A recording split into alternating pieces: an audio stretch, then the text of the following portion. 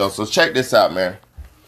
It's your big homie, Big Bad, man. And let me move this right here so y'all can see what's going on. All right, so anyway, man, it's your big homie, Big Bad. And like I was always telling y'all, man, like I always tell y'all, man, sports, athletics, entertainment, all of that shit is nothing but brainwash and mind control. They have our people, they have your people, they have us in bondage. We are in slavery. We are slaves to the system. You know what I mean? So let me just break this shit down. For one, I ain't even got to really touch on, what's that shit? Boom, I ain't even gonna talk. There's no more talking. Let's get to it. 67 players have opted out of the season of NFL. All right, boom. Let's read this shit.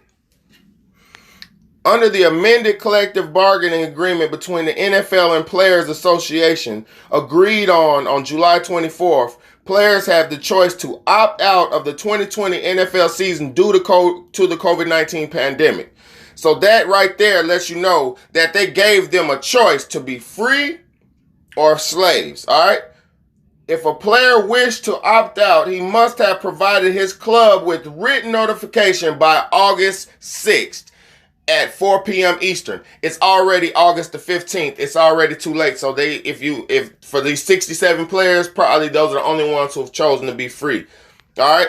A player can still opt out later now this is where it gets fucked up at. A player can still opt out later if one of the following applies. If that player gets a new diagnosis that he is a high risk condition, or if a player's family member dies, is hospitalized or otherwise moves to a medical facility because of COVID-19 due to a related condition. So the only way you can get out of this fucking slavery is to your family die, you die, or you get COVID-19. This is pure insanity.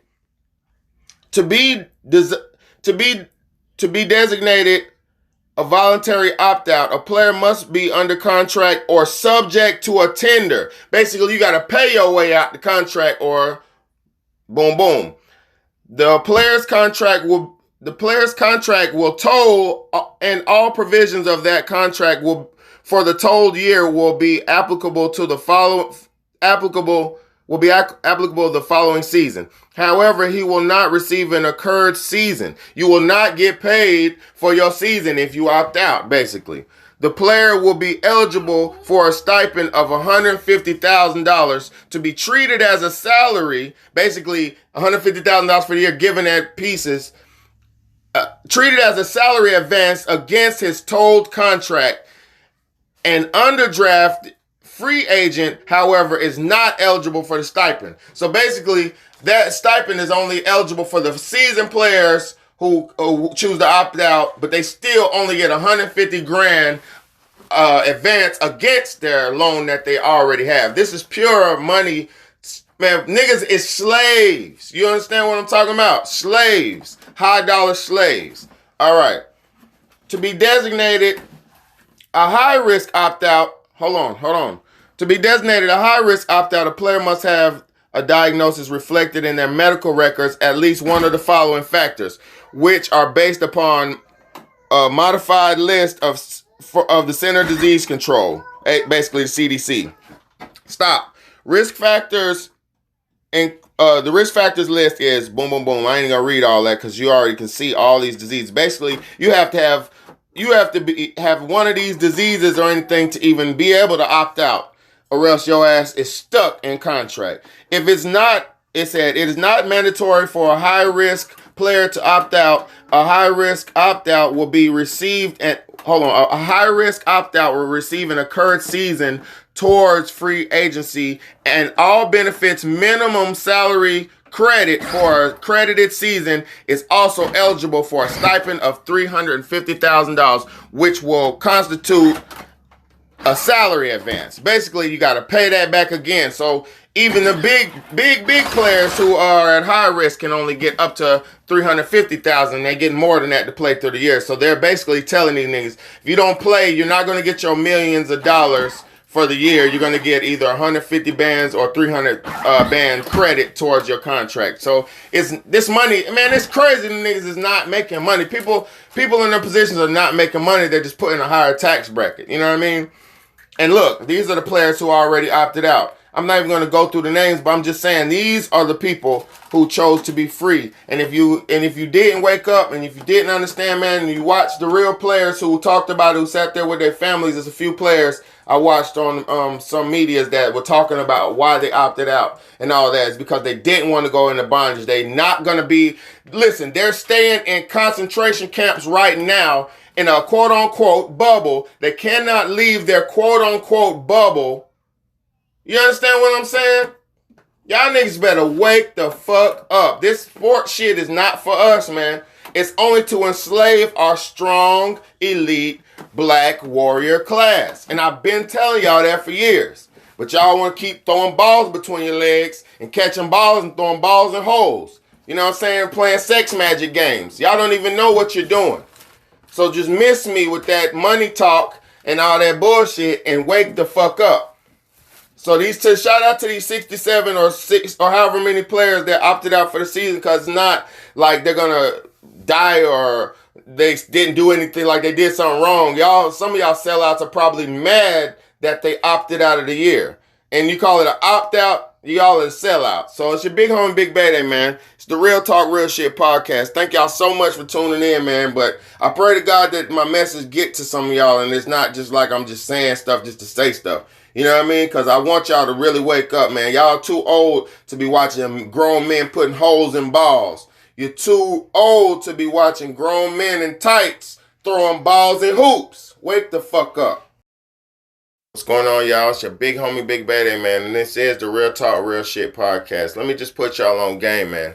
So, like I've told y'all before for years and years and years and years, the NFL and the NBA, the WNBA, all these sport major industries are slave-driving companies, all right? You got these people, these athletes right now with C-virus going on who are basically in quarantine bubbles, in bondage, captive, in slavery, in these places, facilities, wherever they're keeping them at. And I'm going to prove it real quick. So right now, this footage came out about the laundry situation, the WNBA's laundromat as opposed to the NBA's laundromat. And it just shows you and proves to you that they don't care about those players, the females, the men, whatever. They're just going to house them and facilitate them. They did mock, like fake, they made a laundry room for the male in an old facility or something like that. But let me show you what's going on. The WNBA bubble, you know what I mean? Look how terrible their laundry facility is. Rat traps, all that. Just some regular humble, with a 5-4-5.